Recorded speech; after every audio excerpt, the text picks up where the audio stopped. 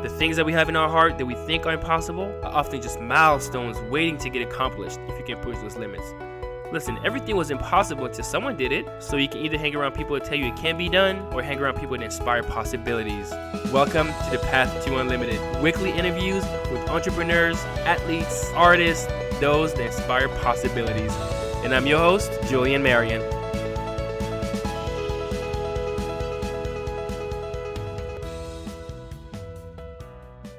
All right, well, welcome to the Path to Unlimited, and I have a very special guest today.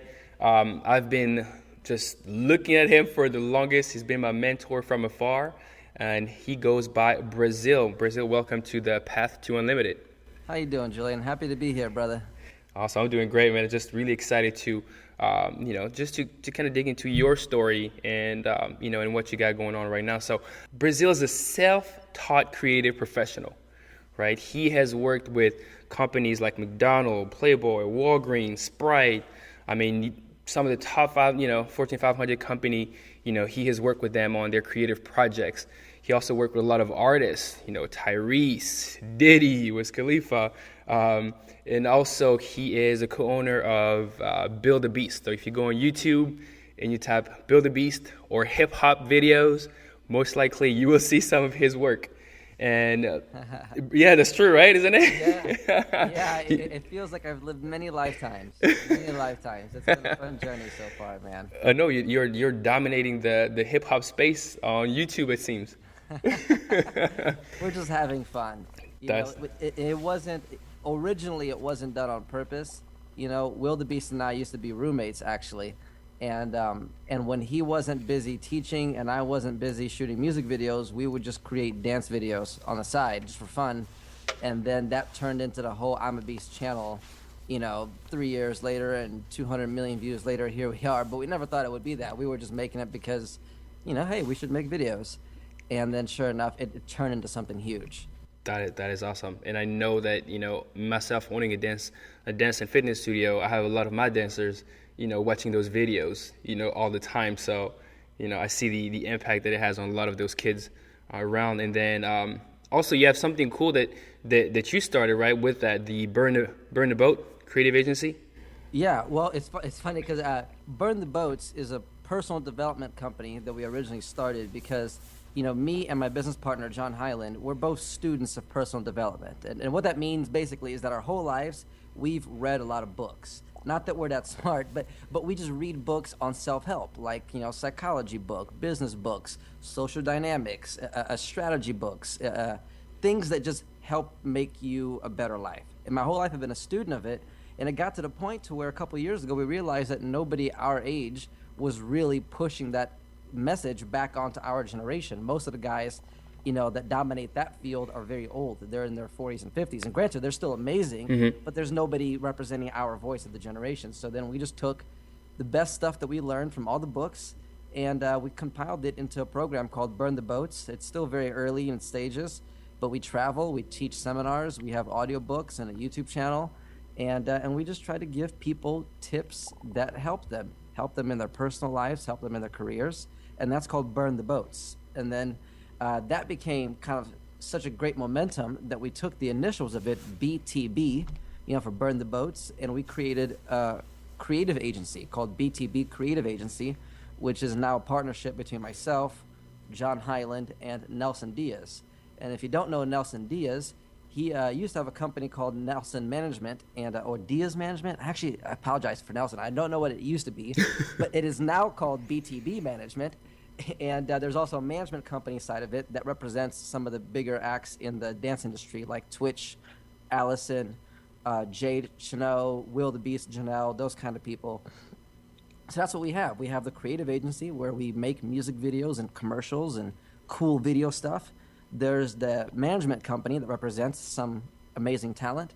And then there's the personal development company. And the personal development company, the mission is just to make the world a better place, to empower people, to show people everything we know, and to continue learning and continue giving. That's the mission. That's awesome. And that's the same, kind of the same mission we have with the podcast.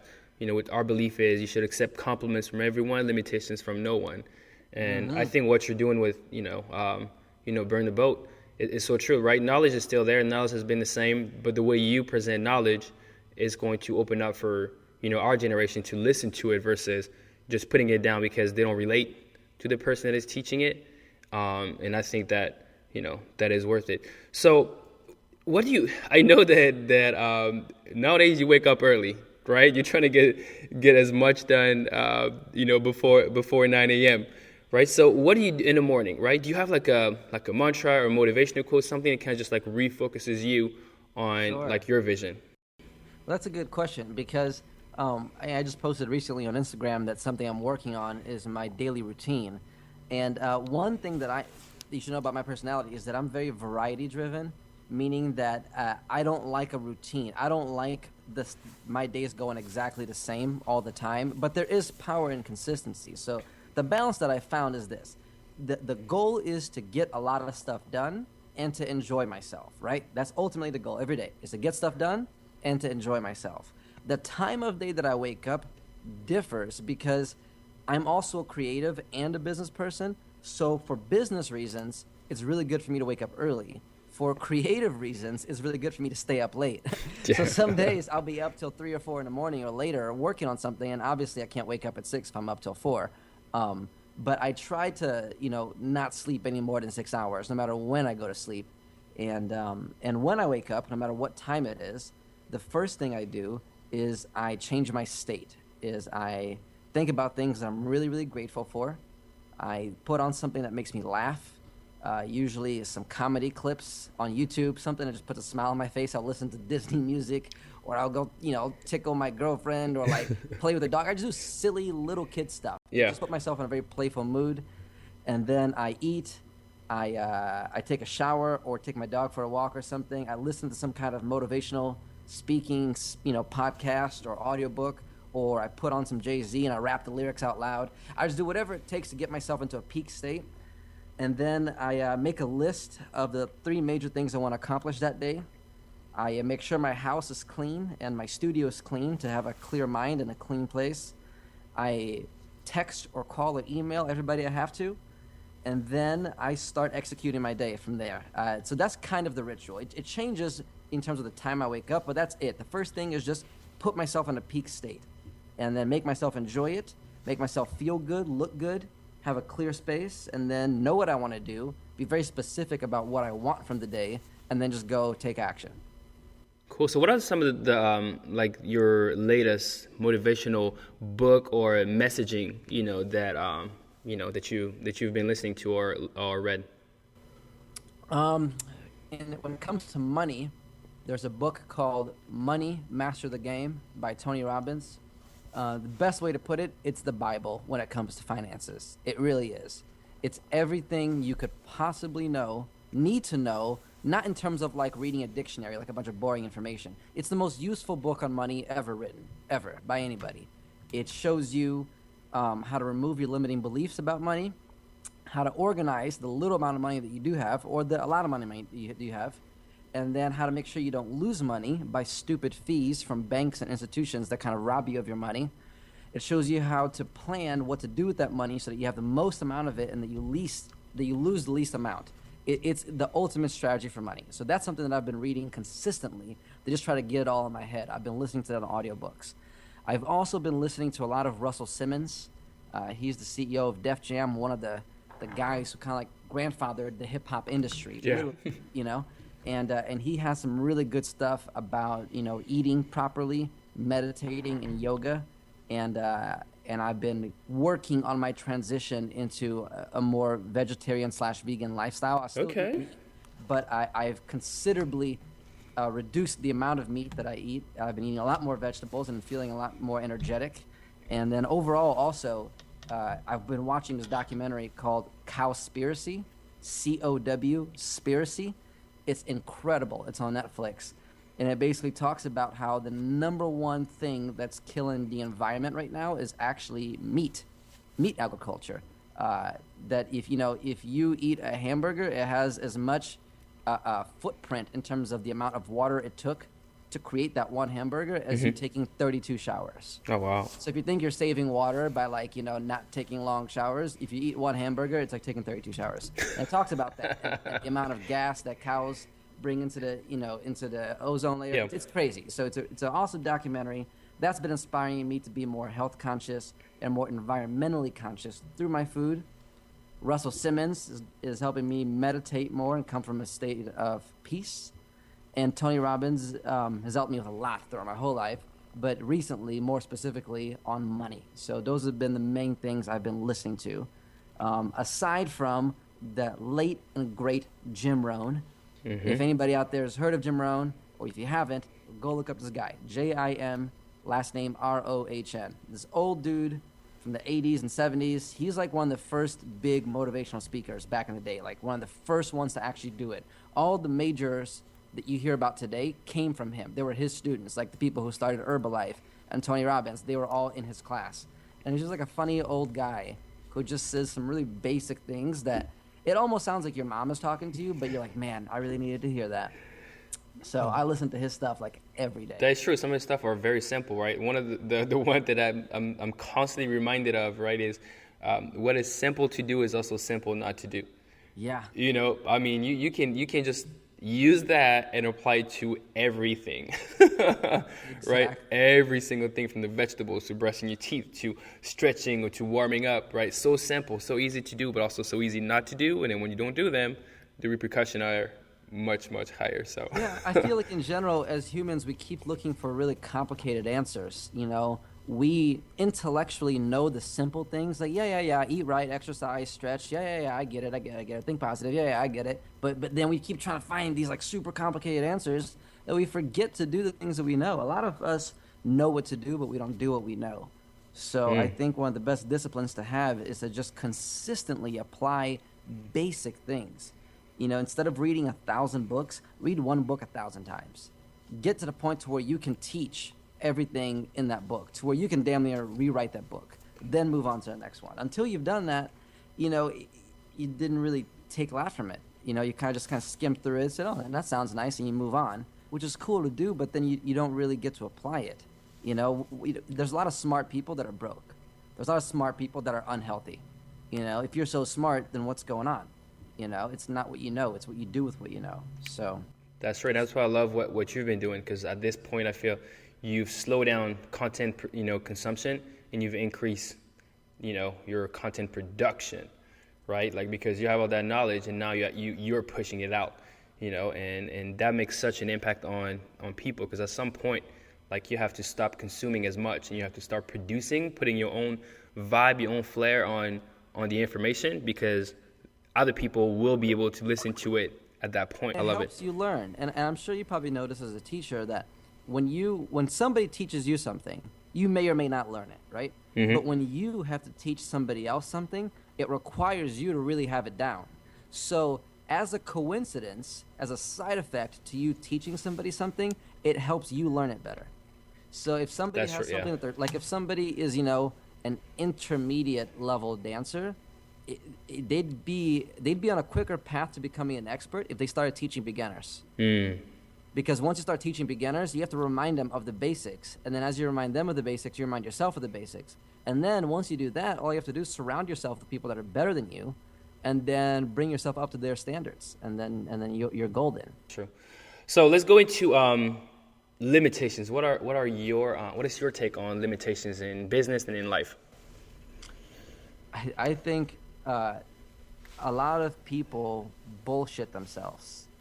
They think that limitations are like, I don't have any money, or I don't know how to do this, or she won't let me do this, or he won't let me do this. And those things may be true, like they might not let you do it, you may not have the money, but that isn't the real limitation, because all of those statements are referring to your lack of resources.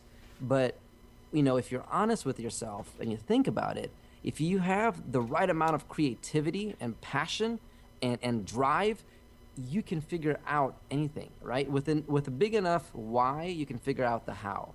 And when people say, well, I can't do this because I don't know how, Well, no, yeah, you don't know how. Well, go find out how. Go learn how. If you don't have a big enough why, you're not going to want to find that out. So I think the biggest limitation that people have is a story they tell themselves. You know, some things just are impossible. Like, I want to jump off the Empire State Building, land without a parachute, and survive. No, that can't happen because that's the law of gravity. You're gonna die, right? Yeah. But so a positive story there won't help you. You have to be smart. However, you know, if you just want to jump off the Empire State Building and see what that feels like, you can learn how to skydive, get a parachute. You know, there's a way around it. So I think the biggest limitation people have is the story they keep telling themselves. You got to spend less time talking about the problem and more time talking about the solution. I think that's a big thing of it, you know, is be careful about how you hypnotize yourself. Many, many times we hypnotize ourselves with the same story. I'm not good at that. Oh, I'm not really a creative. I'm the business guy. Oh, I'm not really a business guy. I'm a creative. Oh, me, I'm a girl. I don't do that. Or I'm a dude. I don't do that. Or, yo, I'm black. I don't do that shit. That's white people shit. Oh, that's black. Like, you know what I mean? Yeah. All these kind of phrases, although they may have some accuracy to them, yeah, maybe white people do tend to do that more, or guys do tend to do that more. Doesn't mean that you can't, you know? That's it. I think people just need to be careful with how they hypnotize themselves with these phrases, because that's literally what it is they're putting themselves into a trance of learned helplessness, and that doesn't solve anything. Yeah, especially I think creatives. My wife is a creative, so I know sometimes she has that, right, where she will revert back into just like, you know what, I'm just a creative. I'm not good with this business stuff and all the numbers, and whereas it's just, you know, she was just in that state, so she started to just not influence herself to say that she's not good, you know, with numbers, where, you know, she's amazing when she focuses on it, you know, she's really good. So Brazil, to give us a time where you limited yourself, right, and what did you do to kind of get out of it? Sure. That's a great question. I'm going to have to think really hard about that. Not because I don't limit myself, because I try to forget almost everything that's negative in life, unless it's really useful. Short-term memory, I love that. Yeah, I only remember things that I think are useful. So, geez, a time that I really limited myself. Bada bing, bada boom. I think I can think of smaller things than bigger things. Like momentarily, where I limit myself. Like momentarily, I might say, like the other day, I was trying to get a lot of work done, and we didn't have a lot of food in the fridge. And I was like, babe, there's nothing in the fridge. I need to go out and spend money on food. And like I kept saying that. And she opened the fridge and she was like, what, are you kidding? There's vegetables here. There's potatoes here. And it's like pre-cut. You're lazy. You're just not eating it. You just don't want you to cook, right? So I think there's more smaller day-to-day things like that where I limit myself by just saying a story like, oh, there's no food in the fridge, or I'm too tired for this, or man, this client's stupid. They don't know what they're talking about. They may be stupid. They may not know what they're talking about, but that's not an empowering mindset. I can't really add a lot of value to somebody if I'm telling myself that they're stupid. You know, they may be misinformed. They may be misguided, but they're coming to me, giving me money to help them. So I need to tell myself, you know what? They need me to make their life a better place, to put them in a better place in life. So let me show them. Let me inform them on the situation. I think that's more of a way to look at it. Major limiting beliefs? I don't know. Maybe. I don't know. You know what's funny? My whole life, my parents always told me I could do stuff when I couldn't. Even if I had no skill in it, they'd be like, oh yeah, you'd be great at it. They'd be like, you'd be amazing at this. Like, they just like overly supported me. It gave me almost too much confidence to where it almost got to a point of ignorance to where I would just try things not knowing anything about it and kind of shoot myself in the foot, but at least I tried and I learned a lot. So to be honest with you, Julian, I haven't had a lot of major limiting beliefs. I think they're more so micro, in the day, like this person's mean, or there's no food in the fridge when there really is and I'm just being lazy. So I think that's really it. But it helped me a lot that my parents gave me a crazy false sense of confidence, like I could do anything. And then it almost made me ignorant to the fact where I don't even research a lot of stuff before I try it. I'm the kind of guy that buys something, I just start trying to put it together before I read the manual. I just let me try it. So that's how I approach life. I like that. And one thing I want to just like touch on, guys, just in case you guys didn't get it, you know, and I know Brazil is probably going to talk about that too, is diffusing words, right? So he had that one word that he talked about, like this client is stupid, and he just diffused that emotion with this client is misinformed.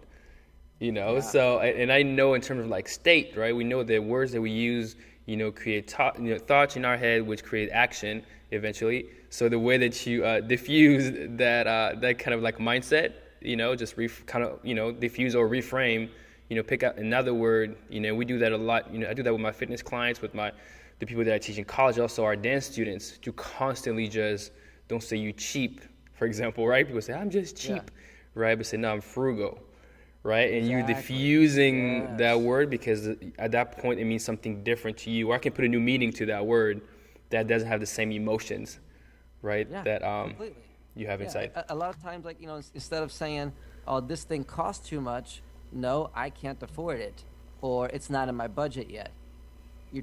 All those statements are true. Oh, that's not in my budget yet, or I'm budgeting for that next quarter. Now you sound like a financial expert. I'm budgeting for that next quarter. What that means is you're saving money to get it in 3 months. That's what that means, But instead of saying I'm broke or it's too expensive, I'm budgeting for that for next quarter. There's all kinds of ways you can flip words to make yourself feel better. Now, if you've been bullshitting yourself for a while and you continue to say I'm budgeting for that for next quarter and you don't actually do it, then you may need to say, yo, I'm being a broke dumbass right now and I need to step my game up and make more money. Sometimes you need to infuse words and actually make them more negative if that's what puts you in a better state. Not everybody responds to it the same way. Like, some people work better off of positive reinforcements. Others, you need to make fun of them for them to do better. You need to hurt them for them to do better. So it really depends on who you are. I never try to treat two people like they're the same. I never assume that I know what triggers that person, because me and my girlfriend are very different. Like, when we're working out, she likes a very tough trainer. I like people who are like, good job, keep going. You know what I mean? It's just, we're different. I think you need to respect the fact that everybody is different and they learn, in different ways. Cool. And as a coach, I think you've seen that a lot, the way you can get performance from someone very different than somebody else.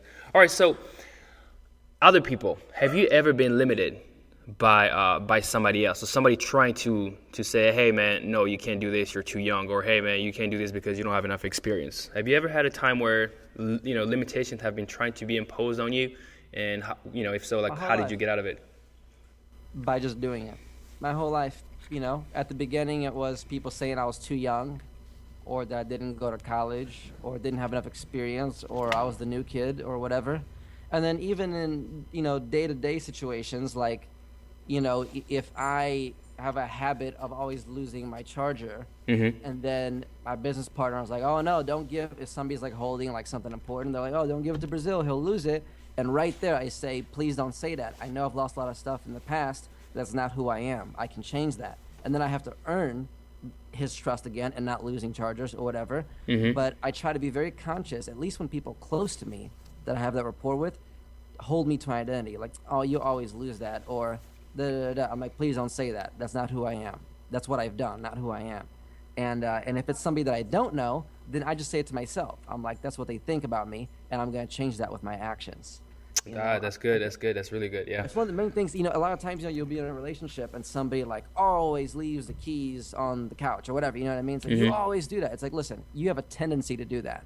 I would appreciate it if you didn't. Instead of telling somebody, you always do this, or you lose keys, you know what I mean? Or you're irresponsible. No, you've been irresponsible. You've acted irresponsibly, That's also a good way to talk to somebody, to not limit them. But yeah, my whole life people limit me, and they've continued to. People will. Anytime you try to break into something amazing, you try to break new grounds, or go from being a studio owner to somebody running a podcast, or go from being the guy behind the camera to the guy in front of the camera, somebody else is going to be threatened. They're going to make fun of you. They're going to say, man, he doesn't know what he's talking about. Who does he think he is? Man, you're a dancer. Why are you doing that? Man, you're a filmmaker. What you doing? People are always going to try to keep you to whatever their first identity of you were.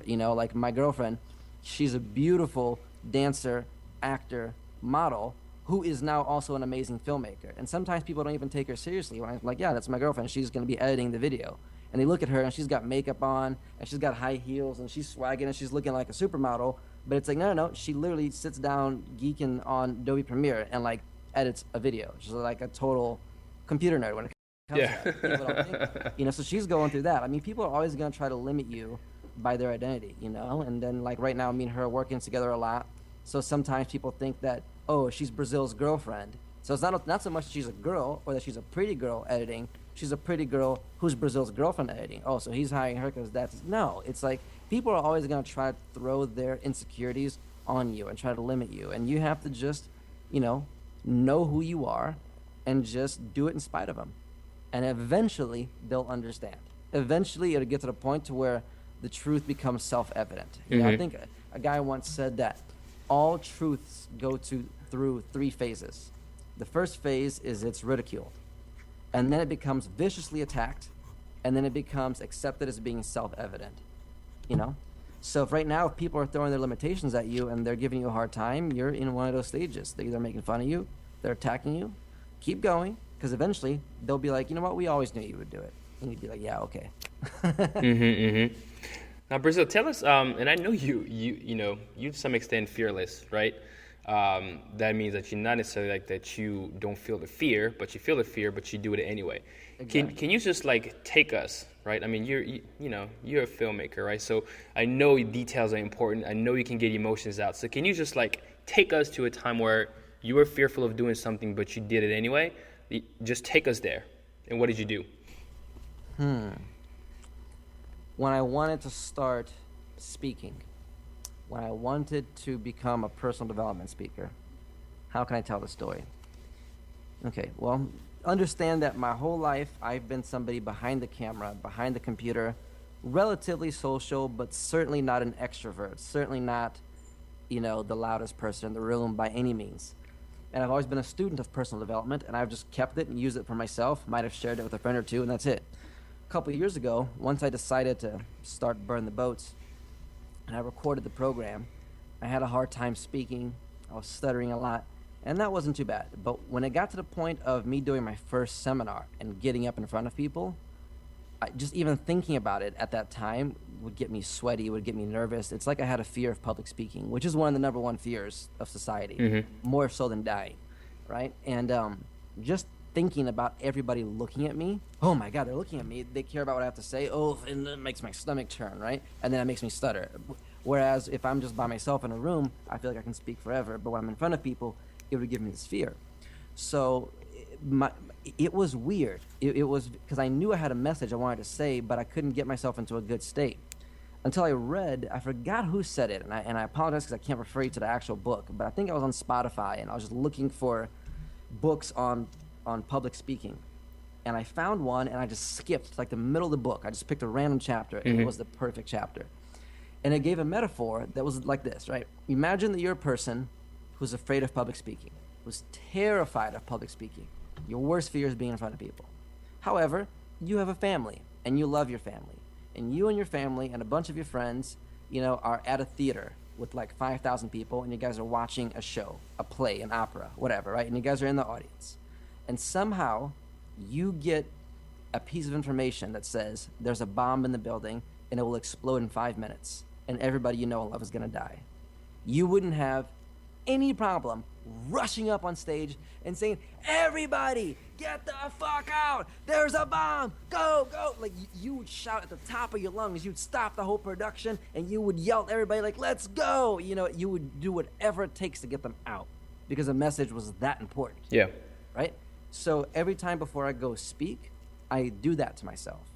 I literally go into the bathroom and I imagine that there's like a bomb that's going to go off, and I'm the only one that can tell them that there might be a kid in the audience who's going to commit suicide, and literally they're thinking of doing it tonight. And if they don't hear my message, they're going to kill themselves. Or maybe somebody's going to cure cancer or whatever, right? Like the next president could be sitting in that room who could start a war, whatever it is. I'm like, somebody in there needs me. And what I have to say is the most important thing in the world right now. And I put myself in that state, not of an ego state, but of a state of actually no ego, that it's not about me, it's about them. That they need to get this message. So whatever it takes, I don't care if I don't look good. I don't care if I look silly. I don't care if I look crazy. I'll do whatever it takes to give them my message. And I'm like, God or universe, help me right now. Help me help them. I need this energy now.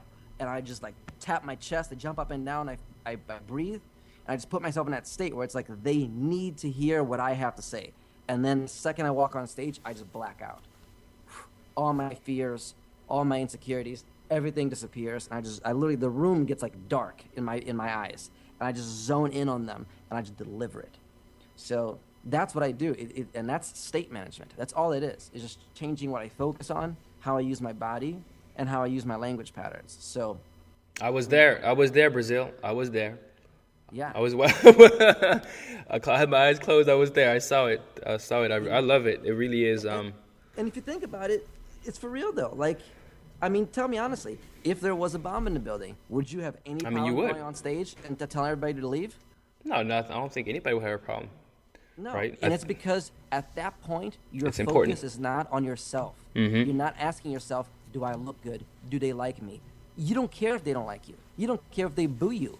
If somebody needs you and they're about to die if they don't get this message, you'll do whatever it takes. Like, imagine if, your sister, or somebody in your family was in a burning building, right? You would run to that building and help them, right? And what if they were a deep sleeper and you went and knocked on the door in their room and they're a deep sleeper, right? And you knock on the door and they're not hearing you. Would you just say, oh, I guess they're just gonna die? No. What would you do? You bust that door open. You don't care if you break the door because the message is important, right? Mm-hmm. Yes. And then let's say you get to them and they're in bed and they're the kind of people that are really cranky, right? And you try to wake them up and they start like fighting you, like, no, let me sleep. And they're like, what would you do? Would you give up? Would you be like, oh, okay, fine. Don't say I didn't tell you. You're gonna burn now, right? No. If you need to, you punch them in the face. You'll knock them out. You put them over your shoulder, and literally, you just knock them out. Boom. One clean punch to the head, knock them out, put them over your shoulder, and take them out of the building, and they'll thank you later, right? Yeah. Because at that moment, it's not about you. It's not about how good you look. It's not about if they like you or not. It's about the fact that they need you, and your message is important. And when you put yourself in that state, in a state of giving, not taking, in a state of non-neediness, you become like a superhero. And that applies to anything. In a relationship, if the person you love is arguing with you and they're yelling at you, instead of you saying, why are you doing this to me? Why do you yell at me? I'm such a good man. No. It's like if you put yourself in a state of, what's going on with them? Wow, they must be really hurting right now. They're crying for help. How can I help them right now? How can I love them right now? If you ask yourselves those questions when somebody's yelling at you, you're going to be in a radically different state and be able to be their superhero instead of you saying, why are you saying this to me? How could you say that? I'm an amazing person, right? Because then you have two people crying for help, and who gets helped? Nobody. One. Yep. So I think that's really powerful, man. Just choosing what to focus on. Are you focusing on giving or on needing? So. Yeah, that's true. That's true. So we're coming to an end, with our time together. I have two more questions for you, and then we'll say goodbye. All right, Brazil. So I know you talk to a lot of creatives. You talk to a lot of, young people. So what would you tell someone that you feel like, man, this person can do so much, but they're limiting themselves or they're allowing other people to limit them? Like, what action plan, would you give them? Sure. First and foremost, change who you hang out with. If there's a single person in your life, I don't care if it's your mother, your father, your brother, your sister, your loved one, your kid, your neighbor, your teacher, if there's a person that's limiting you, stay away from them. How can I stay away from my mom? Don't listen to her. Literally lock yourself in the room. You need to stand guard at the door of your mind. That's a quote from Jim Rohn, right? Stand guard at the door of your mind. Don't let any negativity go into your mind, and try to find better people. Now, if you can't find better people, if there are no positive people in your neighborhood, and you can't move, like, first of all, if there aren't, I would say move to a better neighborhood. But if you can't do that, then do what I did. Go on YouTube, look up interviews of great people, and watch them, and pretend that you're there. Pretend that you're hanging out with them. Have digital mentors who you've never met, right? Like how you said, how you were listening to my material. I feel the same way. I feel like Tony Robbins has been coaching me, and Jay-Z has been coaching me my whole life, even though I've never met Jay-Z, right? I feel like every interview he says, he's talking to me. Just surround yourself or put great things into your mind so you can change your state. That's really the most important thing you could ever do. More important than where you go to school or how you're spending money or anything. Is just put yourself into a great state. Because in a great state, you can change your actions. You can make a better plan. You'll have the courage to say, I quit, or I do, or, let's begin, right? So without putting yourself in a good state, you're extremely limited. So that should be everybody's number one priority every day, is putting themselves into a better state, no matter what it takes. Once you do that, you'll have a relatively easier time getting rid of obstacles, getting rid of negative people, getting rid of bad habits, breaking up with the person that you shouldn't be with, or getting together with the person that you should be with, right? Whatever's stopping you, I think you'll be able to get through it in a state of power, in a state of abundance. Love it, yeah, because ultimately thoughts lead to action, which ultimately lead to results. So awesome. Yeah. Well, last question. So, Brazil, if you were unlimited, could not fail, what would you do? I would recreate the educational system from the ground up. I would completely redo the whole thing. I think it is massively flawed. Massively flawed.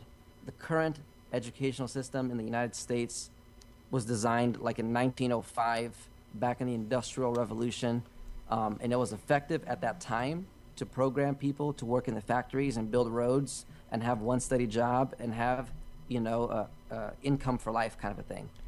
That world has gone. It's completely out of here. Today's mentality is about creativity. It's about collaboration. It's about unique problem solving. It's about freelancing. It's about constant change and innovation. It's not about having the same job for the rest of your life. Most people change careers every 2 years, and school doesn't teach you that. Most financial people can't plan what's happening next year, but you're supposed to go to school for 8 years. People don't know what's happening next year. How are you going to go to school for something 8 years from now? Yeah. The whole world could change in 8 years. Literally, 20 years ago, there was no internet, right? Mm-hmm. So, I think something between 30 and 40% of all new jobs right now didn't exist 10 years ago. So if you went to school 10 years ago, you had no idea that these jobs even existed, like social media expert, like shit like that, right? So, yeah, you didn't know that was going to be a job. Yeah. Yeah, so I would totally redo the educational system completely. Teach kids the basics, reading, writing, that kind of stuff. Mm-hmm. Get them super educated on health, on what to put in your body. Teach kids how to dance. Teach them how to socialize. Teach them how to code. Teach them about money and taxes, which almost nobody knows. Really how it works. Teach them how to have good credit, and give them freedom to learn about all of the world's religions, and so they can have a little more understanding. And I think if we do that, then we could eradicate wars and violence in one generation. If you just had an educational system that gave kids tools to use in today's society, because right now they're so bored at school, they can't pay attention. They have ADHD. They don't have ADHD. They're just bored because when they're in school, it's like a very non-stimulating experience. The second they leave, they got emails and Facebooks and Instagrams and Twitters and Tumblrs and Pinterest and all these things, and they go to school learning the same way that they learned back in 1905. Of course they're going to be acting crazy and jumping around. They have lots of energy. You're trying to calm them down? No. So I would totally redo the educational system. And I think that's actually something I'm going to do anyway. That's already my plans. Before I die, I'm going to have some kind of a hand in a major educational reform for the world. It has to happen. Otherwise we're going to see, even greater damages to our planet. Yeah, I'm with you 100% in terms of education, especially that younger generation. Well, Brazil, thank you so much for being our guide on this path to unlimited. How can we support you, and how can people get a hold of you? Sure. Well, you can follow me on all my social media. It's at Brazil Inspires, BRAZIL, and then Inspires. Go to iwillburntheboats.com and just be looking out, because in the beginning of 2016, I'll have a new YouTube show, and I'll actually have a podcast of my own as well that's going to be accompanying that. And I'm going to have a bunch of new products coming out. And actually, I have a DVD out right now that teaches you how to make dance videos and build a successful YouTube channel. And I'll actually provide you with the link, Julian, so you can give to your listeners. Absolutely. But if you guys are hearing me right now, it's just go to gum.co/dance videos, plural. So gum.co/dance videos. And it's a tutorial that you can buy. It's $100. It sounds like a lot, but it really isn't, because I teach you literally how to shoot, how to edit dance videos, and how to build a YouTube channel. Most people spend thousands of dollars paying somebody to shoot one video. So for $100, you can learn pretty much all the tricks that I use to build the I'm a Beast channel. And you can have your own channel that can be successful. So I would highly recommend that people go out and get that. if so they can save money on their video production and actually build their brand as a dancer. So that would be my gift to everybody. As a matter of fact, if you want, I'll even I'll give you a discount code so that you can give your listeners, so that they don't have to pay full price, and then that way they can get a special something from you as well. Well, thank you so much. That is accepted. Word. I'll take care of that as soon as we get off. Awesome. Well, thank you so much again, Brazil, and we'll talk to you soon. Thanks, brother. Okay, bye. That was interview 5 with Brazil. Wow, I really enjoyed this interview. I hope you did too, that you had a lot of content and actionable items that you can apply today. Again, if you love what you're listening to, leave us a review and subscribe to the channel. And let's continue this conversation on tptunlimited.com or on Facebook, The Path to Unlimited. Guys, accept compliments from everyone, limitations from no one. Love you. Bye.